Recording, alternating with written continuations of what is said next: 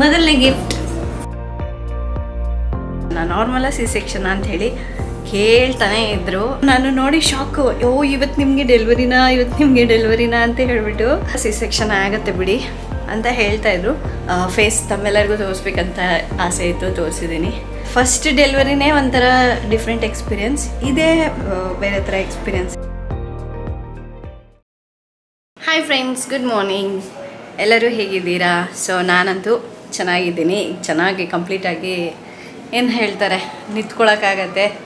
So ನನ್ನ ಕೆಲಸಗಳನ್ನ ನಾನು ಮಾಡ್ಕೊಳಕ್ಕಾಗತ್ತೆ. ಸ್ವಲ್ಪ ಎನರ್ಜಿ ಬಂದಿದೆ, ಹಾಗಾಗಿ ವ್ಲಾಗ್ ಮಾಡೋಣ ಅನ್ನಿಸ್ತು. ನಾನು ಒಬ್ಬಳೇ ಇದ್ದೆ, ನಾನು ಬೇಬಿ ಇಬ್ಬರೇ ಇದ್ದೀವಿ, ಹಾಗಾಗಿ ವ್ಲಾಗ್ ಮಾಡ್ತಾಯಿದ್ದೀನಿ. ಸೊ ಇವತ್ತು ಬಂದುಬಿಟ್ಟು ಇನ್ನೂ ಹಾಸ್ಪಿಟಲಲ್ಲೇ ಇರಬೇಕು, ಇವತ್ತು ನಾಳೆ ಅಂದ್ಕೊಳ್ತೀನಿ. ಸೊ ಹಾಗಾಗಿ ಇವತ್ತು ಬೆಳಗ್ಗೆಯಿಂದನೇ ವ್ಲಾಗ್ ಸ್ಟಾರ್ಟ್ ಮಾಡಿದ್ದೀನಿ. ಚಿನಿಮಾ ರಾಜು ಮನೇಲೇ ನೈಟ್ ಮಲಗಿದ್ರು, ಅಮ್ಮ ನಾನು ಬೇಬಿ ಇಲ್ಲೇ ಇದ್ವಿ. ಸೊ ಏನೋ ಬೆಳಗ್ಗೆ ಎದ್ದೊಳದೆ ಬ್ರೇಕ್ಫಾಸ್ಟ್ ಎಲ್ಲ ಮುಗಿಸ್ಕೊಂಡೆ, ಸ್ನಾನ ಕೂಡ ಆಯಿತು. ಸೊ ಬೆಳಗ್ಗೆನೇ ಇಲ್ಲಿ 7:30ಗೆ ಸ್ನಾನ ಮುಗಿಸ್ಕೊಂಡ್ಬಿಟ್ಟೆ. ಯಾಕೆಂದರೆ ಅದು ನಮಗೆ ಸ್ಟಿಚಸ್ ಹಾಕಿರ್ತಾರಲ್ವ, ಅದು ಹೀಲ್ ಆಗಬೇಕು ಅಂತ ಹೇಳಿ ಹೀಟೆಲ್ಲ ಇಡಬೇಕು. ಹಾಗಾಗಿ ಬೇಗ ಸ್ನಾನ ಮುಗಿಸ್ಕೊಂಡು ರೆಡಿಯಾಗಿ ಕುತ್ಕೊಂಡಿದ್ದೀನಿ. ಬೆಲ್ ಕೂಡ ಮಾಡಿದ್ದೀನಿ. ಇನ್ನೇನು ಸಿಸ್ಟರ್ ಬರ್ತಾರೆ. ನಾನು ರೆಡಿಯಾಗಿ ತಿಂಡಿ ಮುಗಿಸ್ಕೊಳೋ ಅಷ್ಟೊತ್ತಿಗೆಲ್ಲ ಇನ್ನೇನೀಗ ಬೇಬಿಗೆ ಸ್ನಾನ ಮಾಡ್ಸೋಕ್ಕೆ ಬರ್ತಾರೆ. ಚೆನ್ನಾಗಿ ನಿದ್ದೆ ಮಾಡ್ತಾ ಇದ್ದಾನೆ ಒಬ್ಬ. ನನಗೆ ಅಂದರೆ ಫಸ್ಟ್ ಡೆಲಿವರಿನೇ ಒಂಥರ ಡಿಫ್ರೆಂಟ್ ಎಕ್ಸ್ಪೀರಿಯನ್ಸ್, ಇದೇ ಬೇರೆ ಥರ ಎಕ್ಸ್ಪೀರಿಯನ್ಸ್ ಇದೆ.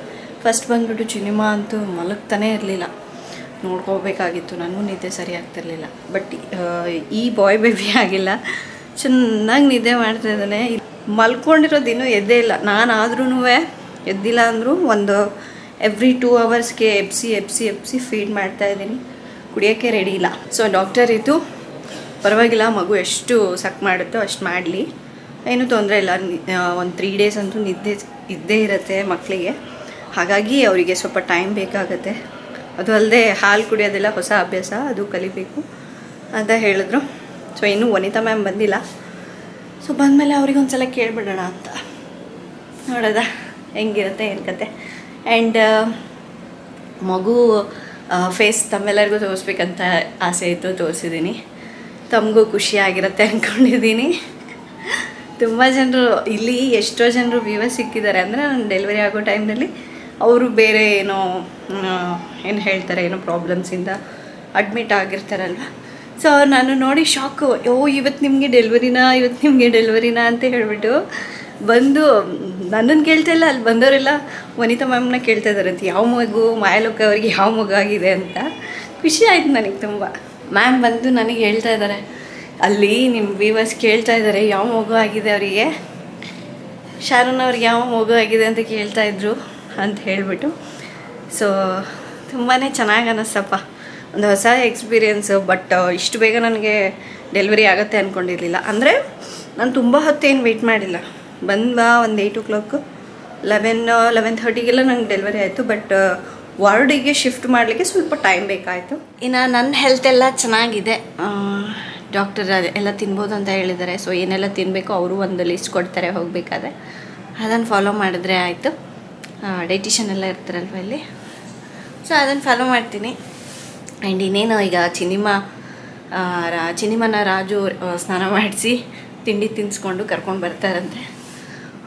1-2 ದಿವಸ ಸ್ಕೂಲ್ ಬೇಡ ಅಂತ ಹೇಳಿದ್ದೀನಿ ನಾನು. ಆ್ಯಂಡ್ ಈ ರೂಮ್ ತೋರಿಸಿರ್ಬೇಕಲ್ವ ರಾಜು ಬ್ಲಾಗಲ್ಲಿ, ನೆನಪಿಲ್ಲ ನನಗೆ, ಆದರೂ ಒಂದ್ಸಲ ತೋರಿಸ್ಬಿಡ್ತೀನಿ ನಿಮಗೆ.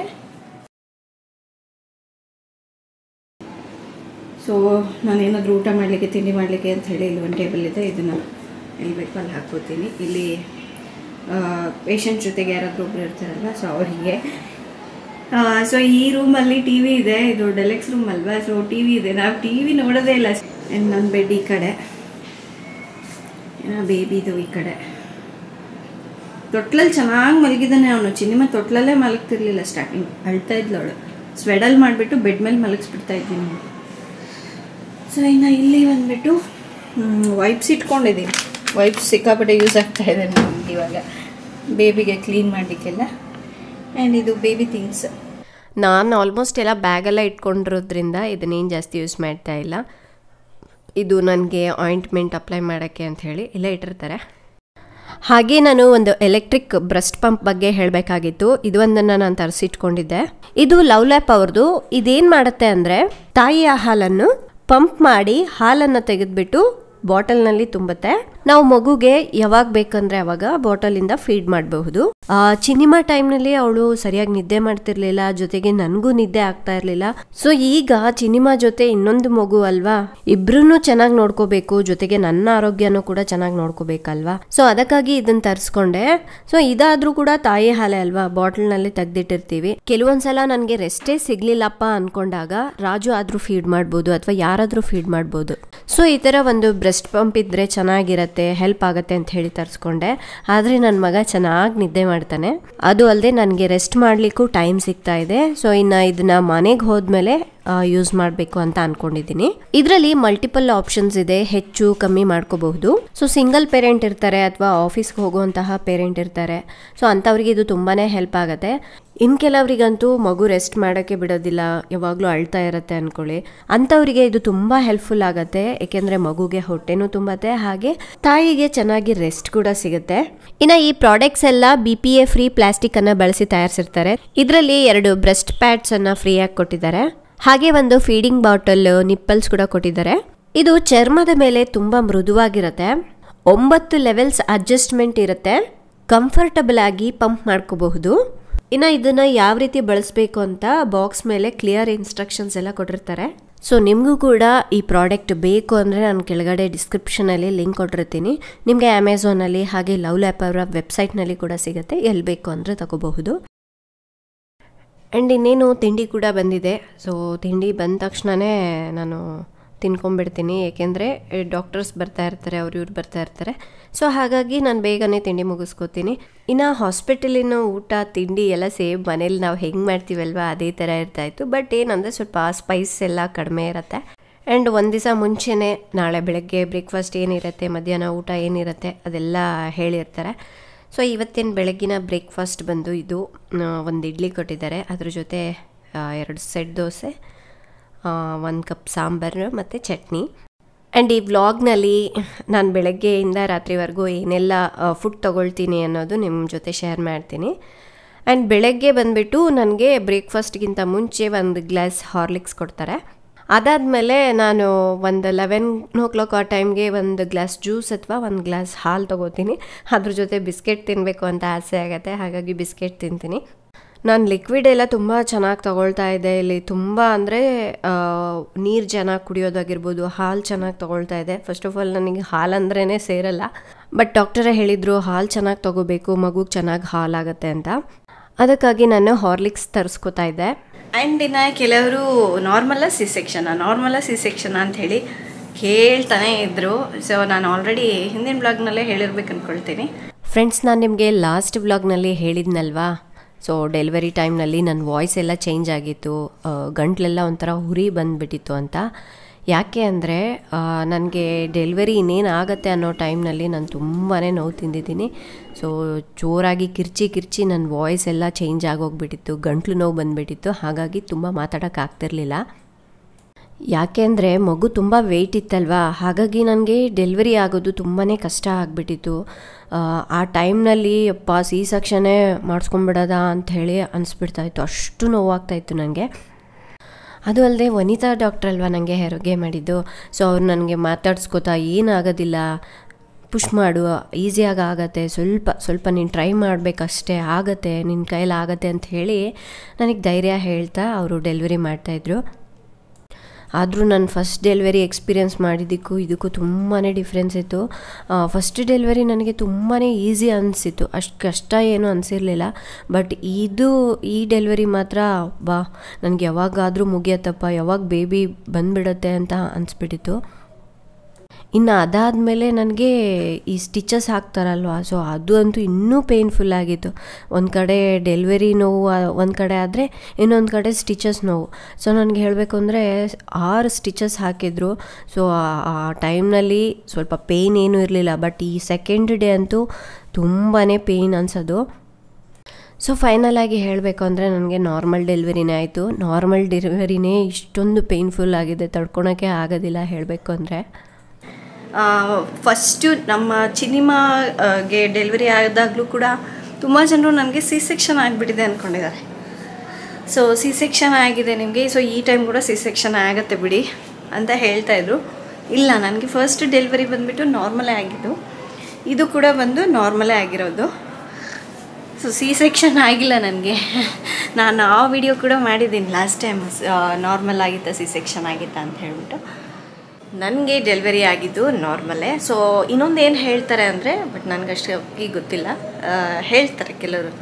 ಈಗ ಫ್ಯಾಮಿಲಿ ಬ್ಯಾಕ್ಗ್ರೌಂಡ್ ಇರುತ್ತೆ ನೋಡಿ, ಈಗ ನಮ್ಮಮ್ಮಗೆ, ನಮ್ಮ ಅಜ್ಜಿಗೆ, ಸೊ ಅವರಿಗೆಲ್ಲರಿಗೂ ನಾರ್ಮಲ್ ಡೆಲಿವರಿ ಆಯ್ತಂದರೆ ಸೊ ಫ್ಯಾಮ್ಲಿ ಎಲ್ಲರಿಗೂ ನಾರ್ಮಲ್ ಆಗುತ್ತೆ ಅಂತ ಹೇಳ್ತಾರೆ. ಕೆಲವೊಂದು ಸಂದರ್ಭದಲ್ಲಿ ಅಂದರೆ ಮಗು ಸಿಚುವೇಶನ್ ಕೂಡ ನೋಡ್ತಾರೆ. ಈಗ ಮಗು ಯಾವ ಥರ ಮಲ್ಕೊಂಡಿದೆ, ಸೊ ಅದ್ರ ಮೇಲೆ ಆಗಿರ್ಬೋದು, ಅಥವಾ ವೆಯ್ಟ್, ಬೇಬಿ ಜಾಸ್ತಿ ವೆಯ್ಟ್ ಇದ್ರೂ ಆಗಿರ್ಬೋದು.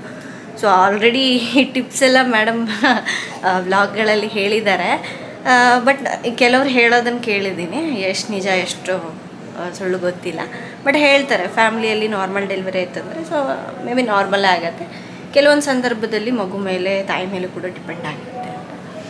ನನಗೆ ಮಾತ್ರ ನಾರ್ಮಲ್ ಡೆಲಿವರಿನೇ ಆಗಿರೋವಂಥದ್ದು. ಸೊ ತುಂಬ ಜನರು ವಿಶ್ ಮಾಡಿದ್ದೀರಾ, ಆಶೀರ್ವಾದ ಮಾಡಿದ್ದೀರಾ, ನಮ್ಮೆಲ್ಲರಿಗೂ ತುಂಬ ತುಂಬ ಥ್ಯಾಂಕ್ಸ್.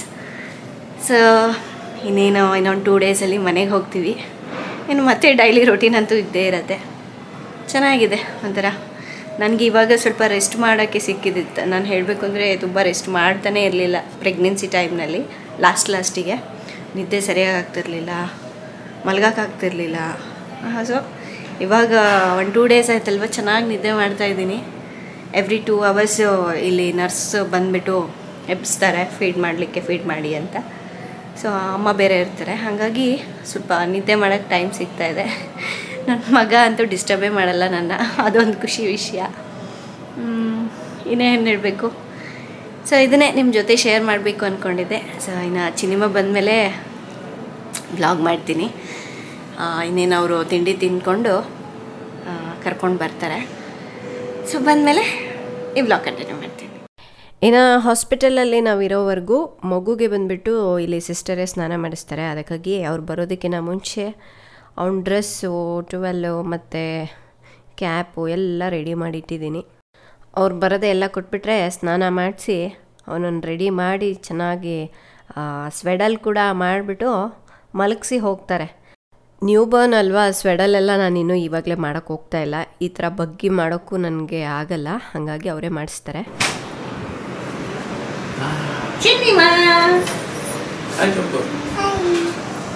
ಇವತ್ತು ಬಂದೆ ನೀನು? ಯಾಕೆ ಬಂದೆ? ಯಾಕೆ? ಫಿಶಾ? ಅವಳ ಹಾಸ್ಪಿಟಲ್ಗೆ ನಮ್ಮನ್ನು ನೋಡೋಕ್ಕೆ ಬರಬೇಕಂದ್ರೆ ನೀಟಾಗಿ ರೆಡಿಯಾಗಿ ಬರ್ತಾಳೆ. ರಾಜು ಸ್ನಾನ ಮಾಡಿಸಿ ಅವಳಿಗೆ ಇಷ್ಟ ಆಗಿರೋ ಡ್ರೆಸ್ ಎಲ್ಲ ಹಾಕಿ ಕರ್ಕೊಂಡು ಬರ್ತಾರೆ. ತಮ್ಮ ಎಲ್ಲಿ? ತಮ್ಮ ಕರ್ಕೊಂಡು ಹೋಗ್ಬಿಟ್ಟಿದ್ದಾರೆ ನೋಡು. ಇನ್ನು ಚಿನ್ನಿಮ್ಮ ಕೆಲವೊಂದು ಸಲ ರಾತ್ರಿ ಹೊತ್ತು ಅಮ್ಮ ಬೇಕು ಅಂತ ಹೇಳಿ ಹಠ ಮಾಡ್ತಾಳೆ. ಸೊ ಆ ಟೈಮ್ನಲ್ಲಿ ರಾಜು ಫೋನ್ ಮಾಡಿ ಮಾತಾಡ್ಸೋದೆ ಸುಮ್ಮನೆ ಆಗ್ತಾಳೆ.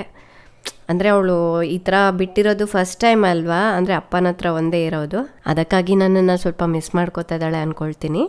ರಾಜು ನಿಂಗೊಂದು ತೋರಿಸ್ಬೇಕು.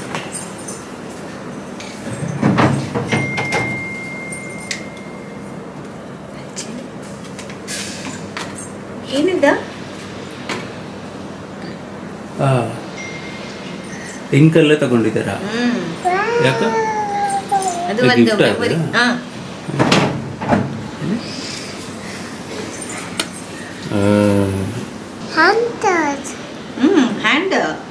Hand prints. ಯಾರ್ದಿದು? ಅದಿದ್ದಲ್ಲ ಇದು ನೋಡು. ತಮ್ಮದಿದು. ತಮ್ಮ ನಿಂದು ಎಷ್ಟು ದೊಡ್ಡ ಕೈ ಇದೆ. ಅದು ಎಲ್ಲದಕ್ಕೂ ನಂದು ನಂದು ನಂದು ಅಂತ ಹೇಳಿ ಈಗ ಎಲ್ಲದಕ್ಕೂ ತಮ್ಮ ತಮ್ಮ ಅನ್ಬೇಕದೆ. ತಮ್ಮ ಚೆನ್ನಾಗಿದ್ಯಾ? ತಮ್ಮದಿದು. ತಮ್ಮದು ಮಾ ಚೂಡು. ತಮ್ಮ ಚಿನ್ನ ಚೇರು, ಪುಟ್ಟ ಕೈ ಬಿಡಿಸ್ಬಿಡ್ತೀಯ ಹೊಡೆದೋಗುತ್ತೆ. ಆ್ಯಂಡ್ ತುಂಬ ಜನರು ನನ್ನ ಫಸ್ಟ್ ಪ್ರೆಗ್ನೆನ್ಸಿ ವಿಡಿಯೋ ನೋಡಿ ಇವಾಗಿನ ವಿಡಿಯೋ ನೋಡಿ ಕನ್ಫ್ಯೂಸ್ ಆಗಿದ್ದಾರೆ. ಯಾಕೆಂದರೆ ಡ್ರೆಸ್ ಎರಡೂ ಸೇಮ್ ಇತ್ತಲ್ವ, ಅದಕ್ಕಾಗಿ. ಬರೀ ಅವಳು ನನ್ನ ಕೈ ನೋಡೋದೆ ಬೊಬ್ಬು ಆಗಿದೆ ಎಲ್ಲ ನಿಮಗೆ ಅಂತ. ಚೆನ್ನಾಗಿದೆಯಾ? ಸೊ ಇದು ಹಾಸ್ಪಿಟಲಲ್ಲಿ ಹೊಸದಾಗಿ, ಅಂದರೆ ಒಂದು ಮೆಮೊರಿ ಇರಲಿ, ನ್ಯೂ ಬೋರ್ನ್ ಬೇಬೀಸ್ಗೆ ಈ ಥರ ಮಾಡಿ ಕೊಡ್ತಾ ಇದ್ದಾರೆ. ಈ ಥರ ಪ್ರಿಂಟ್ ಇರುತ್ತಲ್ವ, ಸೊ ಇದನ್ನು ಕೊಡ್ತಾ ಇದ್ದಾರೆ. ಲಾಸ್ಟ್ ಚಿನಿಮಾಗೆ ಏನು ಕೊಟ್ಟಿರಲಿಲ್ಲ, ರೀಸೆಂಟಾಗಿ ಸ್ಟಾರ್ಟ್ ಮಾಡಿದ್ದಾರೆ. ಇದು ಚೆನ್ನಾಗಿದೆ. ಮೊದಲನೇ ಗಿಫ್ಟ್ ಪಾಪದು. Diet chart.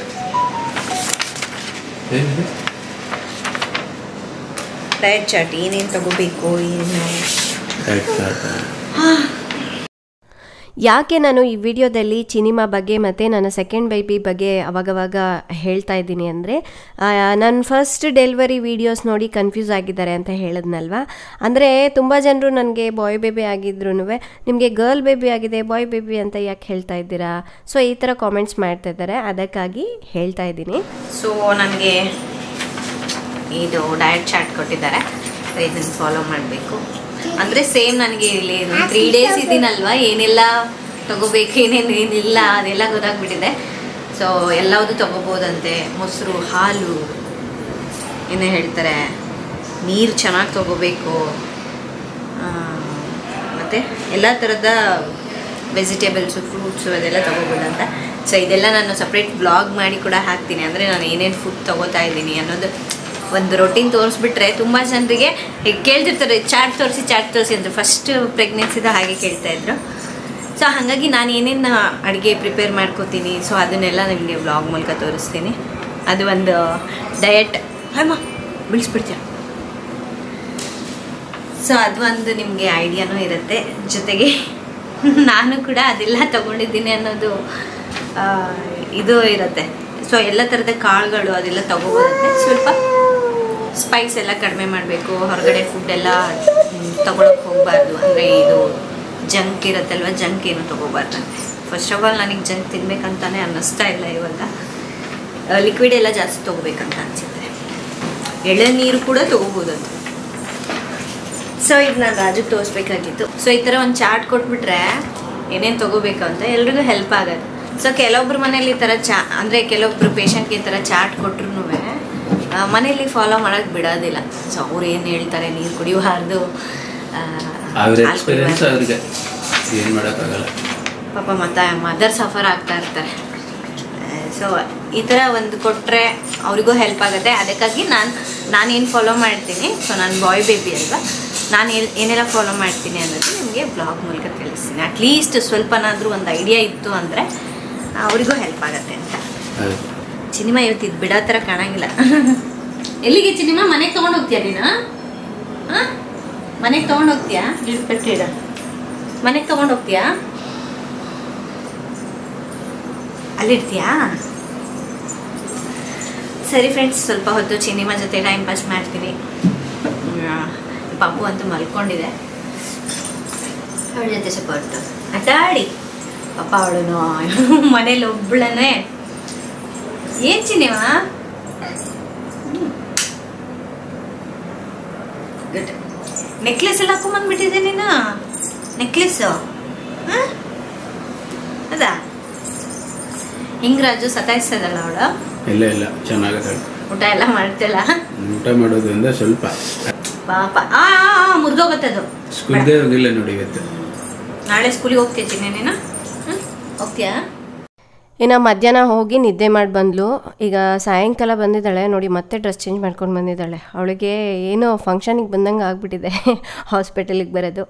ಆ್ಯಂಡ್ ಇನ್ನು ಸಾಯಂಕಾಲ ರಾಜು ಚಿನಿಮಾ ಜೊತೆ ವಾಕ್ ಮಾಡ್ತಾಯಿದ್ದೀನಿ. ಆ್ಯಂಡ್ ಮಧ್ಯಾಹ್ನದ ಊಟ ನಿಮ್ಮ ಜೊತೆ ಶೇರ್ ಮಾಡೋದೇ ಮರ್ತೋಗ್ಬಿಟ್ಟೆ ನಾನು ಇವತ್ತು ಮಧ್ಯಾಹ್ನ ಬಂದುಬಿಟ್ಟು ಸೌತ್ ಇಂಡಿಯನ್ ಮೀಲಿತ್ತು. ಅಂದರೆ ರಸಮ್ಮು, ಸಾಂಬಾರು, ಅದ್ರ ಜೊತೆ ಪಲ್ಯ, 2 ಚಪಾತಿ, ರೈಸು, ಹಾಗೆ ಮೊಸರು, ಸ್ವಲ್ಪ ಸ್ಯಾಲೆಡ್ ಕೊಟ್ಟಿರ್ತಾರೆ. ಹಾಗೆ ನಿಮಗೆ ಹೇಳಿದ್ನಲ್ವ, ನಿಮ್ಗೆ ಶೇರ್ ಮಾಡ್ತೀನಿ ಅಂತ, ತೋರ್ಸೋಕ್ಕಾಗಿಲ್ಲ, ಅದಕ್ಕಾಗಿ ಹೇಳಿದೆ. ಇನ್ನು ಇವಳು ಸ್ವಲ್ಪ ಹೊತ್ತು ಇದ್ಬಿಟ್ಟು ಆಮೇಲೆ ಮನೆಗೆ ಹೋಗ್ತಾಳೆ. ಆದ್ಯಂತ ಜೊತೆ ನಾನು ಕೂಡ ತುಂಬ ಟೈಮ್ ಸ್ಪೆಂಡ್ ಮಾಡ್ತಾಯಿದ್ದೆ, ಬಟ್ ಇವಾಗ ಮಿಸ್ ಮಾಡ್ಕೋತಾ ಇದ್ದೀನಿ. ಅದಕ್ಕಾಗಿ ಟೈಮ್ ಸಿಕ್ಕಾಗ ಈ ಥರ ಸ್ವಲ್ಪ ನಡ್ಕೊಂಡು ಹೋಗ್ತಾ ಬೆಳಗ್ಗೆಯಿಂದ ಎಲ್ಲ ಏನೆಲ್ಲ ಮಾಡಿದೆ ನೀನು ಅಂದರೆ ಅವಳು ಇನ್ನೇನೋ ಹೇಳ್ತಾ ಇರ್ತಾಳೆ, ಅದೆಲ್ಲ ಕೇಳೋಕ್ಕೆ ಚಂದ. ಇನ್ನು ಅದಾದಮೇಲೆ ಪಾಪು ಕೂಡ ಎದ್ದಿದ್ದ. ಸರಿ ಬಿಡು, ನಾನು ನನ್ನ ಮಗನ ಜೊತೆ ಆಟಾಡ್ತೀನಿ ಸ್ವಲ್ಪ, ನೀನು ನಿನ್ನ ಮಗಳ ಜೊತೆ ಎಲ್ಲ ಶೇರ್ ಮಾಡ್ಕೋತಾ ಇದೆಯಾ, ನಾನು ನನ್ನ ಮಗನ ಜೊತೆ ಮಾತಾಡ್ತೀನಿ ಅಂಥೇಳಿ ಅವನು ಎದ್ದಿದ್ದ. ಅದೇ ಟೈಮ್ಗೆ ರಾಜು ಎತ್ಕೊಂಡು ಆಟಾಡಿಸ್ತಾ ಇದ್ದಾರೆ. ಇನ್ನು ಈಗ ತಾನೇ ಊಟ ಬಂತು. ಸರಿ, ನಾನೀಗ ಊಟ ಮಾಡ್ತಾಯಿದ್ದೀನಿ. ಇವತ್ತಿನ ಊಟ ಬಂದುಬಿಟ್ಟು ರೈಸ್, ಅದ್ರ ಜೊತೆ 2 ಚಪಾತಿ, ರಸಮು ಮತ್ತು ಬೆಂಡೆಕಾಯಿ ಸಾಂಬಾರು, ಸೀಮೆ ಬದನೆಕಾಯಿ ಪಲ್ಯ, ಮೊಸರು, ಅದ್ರ ಜೊತೆ ಪಾಯಸ. ಫ್ರೆಂಡ್ಸಿನ ಈಗ ನೈಟ್ ಊಟ ಮಾಡ್ತಾಯಿದ್ದೀನಿ ನಾನು. ಸೊ ಇಲ್ಲಿ 8 o'clock ಊಟ ತಂದು ಕೊಟ್ಬಿಡ್ತಾರೆ. ಬಿಸಿಯಾಗಿರುತ್ತಲ್ಲ, ಅದಕ್ಕೆ ಬೇಗನೆ ಊಟ ಮಾಡ್ಕೊಂಡ್ಬಿಡ್ತೀನಿ. ಜೊತೆಗೆ ಮಗು ಕೂಡ ಮಲಗಿತ್ತು. ಅವನು ಎದ್ದಷ್ಟರಲ್ಲಿ ನಾನು ಊಟ ಮುಗಿಸ್ಕೊಂಡ್ರೆ ಚೆನ್ನಾಗಿರುತ್ತೆ ಅಂತ. ಸೊ ಇವತ್ತಿನ ಬ್ಲಾಗ್ ಅಂತೂ ಇಷ್ಟೇ. ನಮ್ಮೆಲ್ಲರಿಗೂ ಈ ವಿಡಿಯೋ ಇಷ್ಟ ಆಗಿದೆ ಅಂದ್ಕೊಳ್ತಾ ಇದ್ದೀನಿ. ಇಷ್ಟ ಆದರೆ ಪ್ಲೀಸ್ ಲೈಕ್ ಮಾಡಿ, ಶೇರ್ ಮಾಡಿ. ನಾಳೆ ಇನ್ನೊಂದೇ ಹೊಸ ವಿಡಿಯೋದೊಂದಿಗೆ ಮತ್ತೆ ಸಿಗೋಣ. ಅಲ್ಲಿವರೆಗೂ ಟೇಕ್ ಕೇರ್. ಬಾಯ್ ಬಾಯ್.